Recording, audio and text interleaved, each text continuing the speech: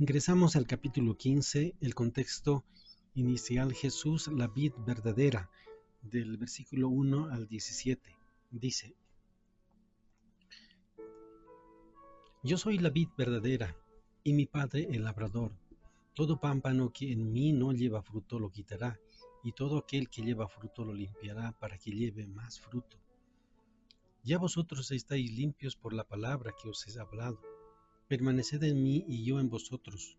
Como el pámpano no puede llevar fruto por sí mismo si no permanece en la vid, así tampoco vosotros si no permanecéis en mí.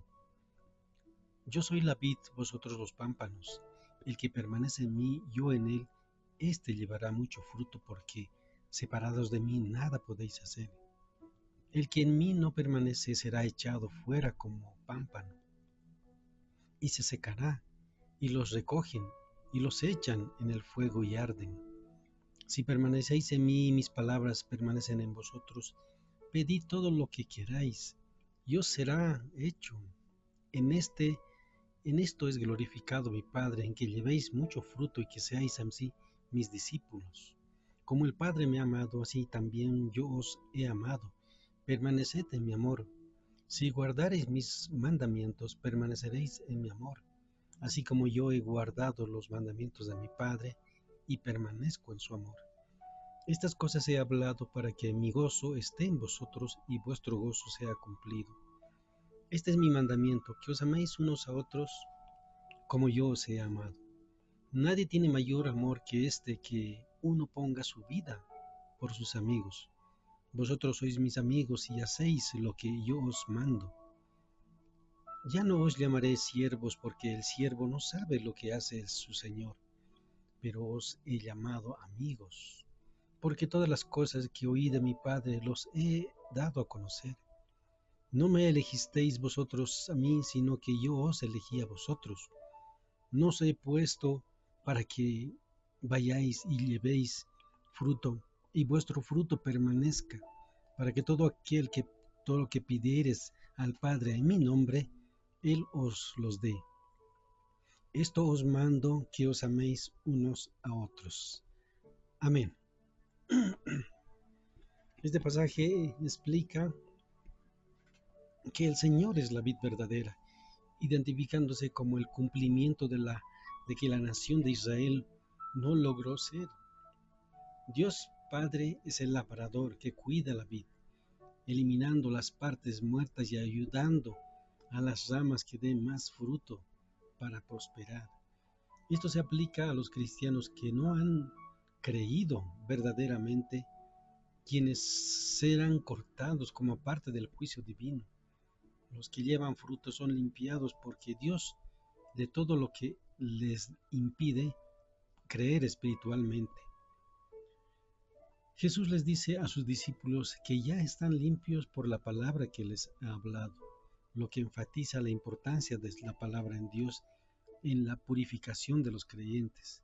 Les instruye a permanecer en él, ya que como un pámpano necesita estar unido a la vid para dar fruto, los cristianos deben estar en comunión constante con él. El estudio de la Biblia y la conexión con otros creyentes. Esta relación continua con Cristo y es esencial para llevar un fruto cristiano. Los creyentes que no permanecen en Cristo serán separados y enfrentarán la destrucción. En contraste, permanecer en Él y en su palabra asegura que las oraciones sean respondidas. La glorificación del Padre ocurre cuando los creyentes muestran el carácter de Cristo al mundo, lo que lleva a otros a reconocer el poder transformador de Dios. Finalmente, Jesús comparte su amor por los creyentes. Es igual al amor del Padre con Él. Los discípulos deben mantenerse en su amor y gozar de esta relación profunda a lo largo de sus vidas. Jesús enseña que permanecer en su amor se logra a través de seguir sus mandamientos, basándose en su propia obediencia al Padre. La obediencia es clave para la felicidad en Cristo. Él menciona que si con su obediencia le trajo gozo, los creyentes también experimentarán gozo si obedecen sus mandamientos. Este gozo se encuentra en la comunión con Dios y la introducción máxima de Dios en la vida.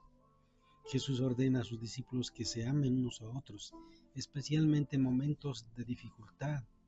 El versículo 13 se refiere a un sacrificio en la cruz como la máxima expresión de amor, instando a los cristianos a demostrar esa entrega.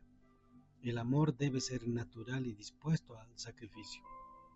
Jesús dice que somos sus amigos si seguimos sus mandamientos, mostrando así nuestra obediencia. El versículo 15 se diferencia entre siervos y amigos, revelando que los amigos tienen un acceso especial a la verdad divina. El versículo 16 aclara que no son los discípulos quienes lo eligen, sino Él a ellos para que lleven fruto.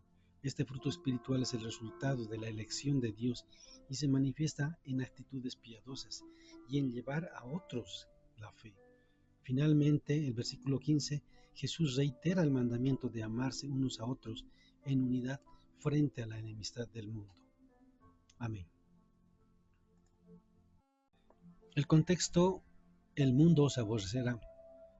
Este contexto viene del versículo 15 al 27 y toma 4 versículos del capítulo 16. Dice: Si el mundo os aborrece, sabed que a mí me ha aborrecido antes que a vosotros. Si fuereis del mundo, el mundo amaría lo suyo. Pero porque no sois del mundo, antes yo os elegí del mundo, por eso el mundo os aborrece. Acordaos de la palabra que yo os he dicho: el siervo no es mayor que su señor. Si a mí me han perseguido, también a vosotros os perseguirán. Si han guardado mi palabra, también guardarán la vuestra. Mas todo esto os harán por causa de mi nombre, porque no conocen al que me ha enviado. Si yo no hubiera venido, ni les hubiera hablado, no tendrían pecado, pero ahora no tienen excusa por su pecado. El que me aborrece a mí, también a mi Padre aborrece. Si yo no hubiese hecho entre ellos obras que ningún otro ha hecho, no tendrían pecado. Pero ahora han visto y han aborrecido a mí y a mi Padre. Pero esto es para que se cumpla la palabra que está en su ley. Sin causa me aborrecieron, pero cuando venga el Consolador, cuando yo os enviare al Padre, el Espíritu de verdad, el cual procede del Padre, Él dará testimonio acerca de mí, y vosotros daréis testimonio también, porque habéis estado conmigo desde el principio. Estas cosas os he hablado para que no tengáis tropiezo. Os expulsarán de las sinagogas, y aún viene la hora cuando cualquiera que os mate pensará que rinde servicio a Dios. Y harán esto porque no conocen al Padre ni a mí. Mas os he dicho estas cosas para que cuando llegue la hora, os acordéis de que ya los había dicho. Amén. Este contexto, hermanos, refiere al rechazo que los cristianos enfrentarán en el mundo debido a su fe en Jesús. Según el versículo 18, el mundo odia a quienes siguen a Cristo, porque sus vidas santas contrastan con los valores de quienes viven según el deseo pecaminoso y egoísta. Jesús aclara que si sus discípulos fueran del mundo, éste los aceptaría, pero como han sido elegidos por él, serán rechazados. El motivo de este rechazo es que el mundo controlado por Satanás no conoce a Dios ni al que él envió. Jesús les recuerda a sus seguidores que los tratarán como él, ya que el siervo no es mayor que su Señor. La persecución que enfrentarán será por causa del nombre de Cristo, ya que están ligados a él. El texto también menciona que la venida de Jesús hizo evidente el pecado de aquellos que lo rechazan, y que aborrecer a Cristo es lo mismo que aborrecer al Padre. En consecuencia, la incredulidad y rechazo son vistas como un pecado grave, debido a la clara evidencia de Jesús que ofreció a través de sus obras.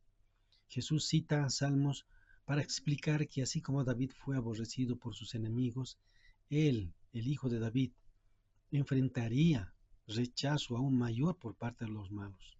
A pesar de este rechazo, Jesús promete enviar al Espíritu Santo del Padre para dar testimonio sobre él.